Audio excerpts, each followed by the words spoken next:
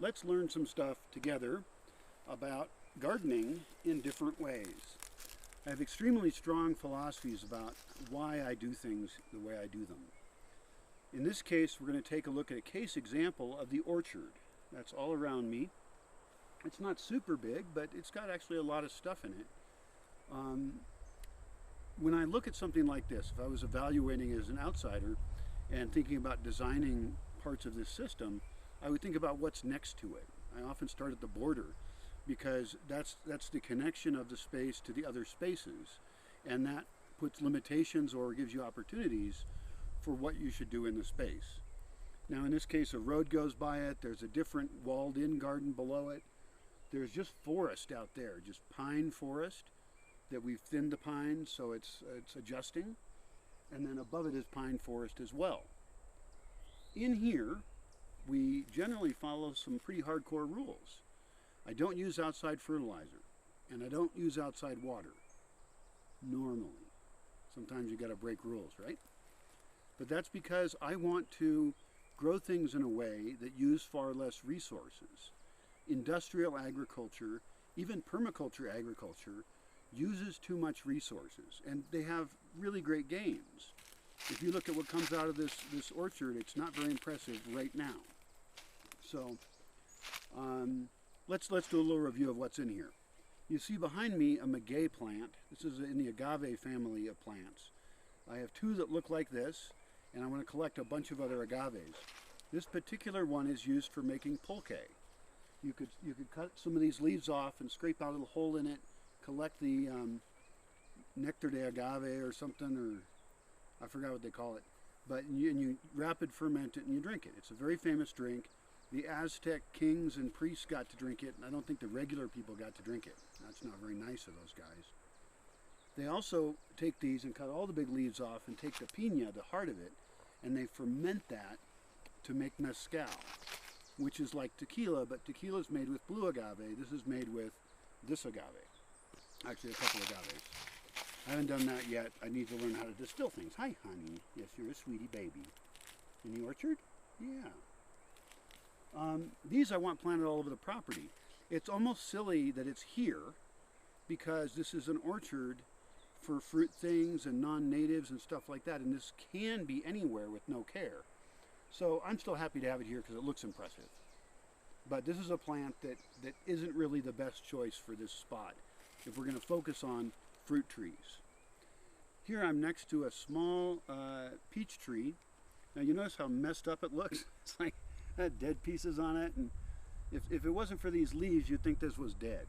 But it does have little peaches on it, and that's pretty exciting. All of the trees in here, almost all the trees in here, were put in before I got here. So some of these were put in 30 years ago. Now because of my philosophy and what I'm focused on with food forest gardening, I've been focused out in the forest putting things out there. And I've more or less ignored the orchard. Sure, it's gotten cleaned up with a weed whacker sometimes, and it's been pruned a few times, but I'm a mean gardener up here, you know, I don't give it what it wants. So we've got some avocados over there. That's a nice plant. So there's some more peaches. We got plums, apples, and this year is a very unusual year because we started focusing on gardens earlier before we could do a lot of things because the rains haven't come yet, and I do everything normally with the rain. So this garden has gotten cleaned up earlier. It was a big mess. You could hardly tell there was an orchard in here, but some very active younger people came in with machetes and some instruction, and they cleared it all out. So it's kind of cool. It's like we've just kind of like rediscovering the orchard. Let's see, we've got pomegranates in here. We've got a citrus over there.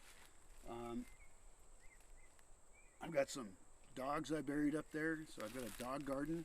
So I'm waiting for puppies to grow. I'm not sure why that hasn't gone well yet. I probably need to put some fertilizer, some dog food or something. And then there's also a Nispero up here, which is the loquat. That's another example of a tree that could be pretty much anywhere out there. So it doesn't have to be here, but it was here when I got here. It was the only one I had. Now I've got probably 60 or 70 just in the forest, and they're all, you know, this tall and stuff. So those will just grow on their own.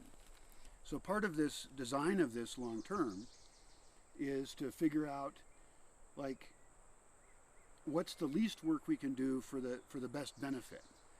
And this is a case where it's a little bit more understandable to people because they've heard of orchards, because lots of people want to make orchards that are very human focused. And that's not my normal goal. So you will see in here we put in some places a white PVC tube that goes down to the root level. That was so that we could water it with buckets of water down to the roots and it wouldn't evaporate off. I have not decided to do that very much. I think they look kind of ugly, but that's another case where if we wanted to, we could give this orchard a little bit more love and see more productivity. And I guess I'm willing to do that at this point. Am I willing to buy fertilizer?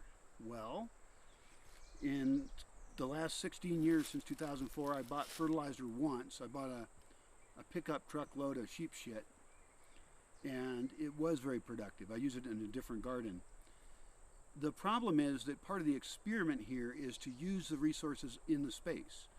So maybe I'd be okay if it was like a neighbor or something, if it was closer by. I'd be okay with trading with neighbors. But this came all the way from almost near Pot Squirrel. And that means gasoline is being burned. It's just not the right way, and I'm paying for it. I can't trade for it.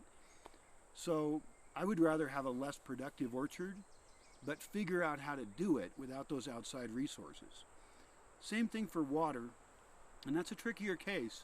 In this case, I have water below here, so I would have to pump it up to water this more. Maybe if I had roofs above it and was capturing water up there, I could start watering it earlier in the year a little bit and get a jump start, because there's about 2 months when there's not a lot of rain, like April and May. Would be great to be able to water them a bunch and get them jump started. But that's more infrastructure, it's more cost, and you have to do the calculations really carefully when you start adding in human infrastructure. But if we're going to have houses and things anyway, we could make sure that we're doing rain capture off there for maximum benefit. So it's like, you know, the rules I'm choosing to live by are more like design guidelines, but dangerous to break. Because if you get tempted and you start to say, oh yeah, we'll do it this way in this case, it's hard to stop doing it that way if it's rewarding. And I think that's probably why we've built up such a massive industrialized civilization. We've made so many excuses that lead to injustice, soil destruction, the pollution of the oceans. We're destroying the planet. So that's why we have to stay hardcore. And this experiment is very much about being willing to accept failure to find those successes, those things that do actually work while we're being so hardcore. Now I will mention some things around this. This is a very small orchard, and it's of great benefit because that means it's semi-protected. It's going to be more protected from frost by the trees around it, from wind. So there's capulene here, there's a big black cherry. Birds come and eat that. There's tall pines and oaks all around it. And I have thinned those. So this is all being sculpted. This is all like a big living sculpture. But it's just, you know, it's a bunch of puzzles to figure out here. As far as next steps with this particular orchard, I would say that we can do some grading of land to capture more water during the rainy season and have it soak into the ground better. Almost terracing it in ways that don't disturb the roots very much. Of course, the roots will adjust over time. But yeah, I can imagine it being done much better. We have done that a little bit, but not really enough.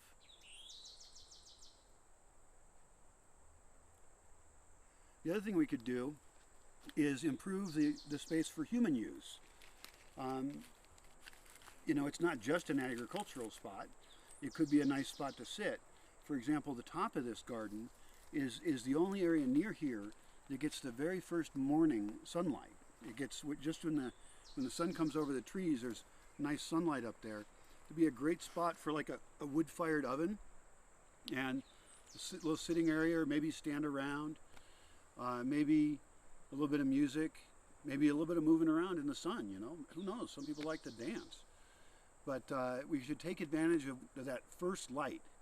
Get up with the light, get out of bed, get your day going, because one of the philosophies of the place is we're trying to use less energy at night. So at night we should be sleeping or around a campfire or something like that.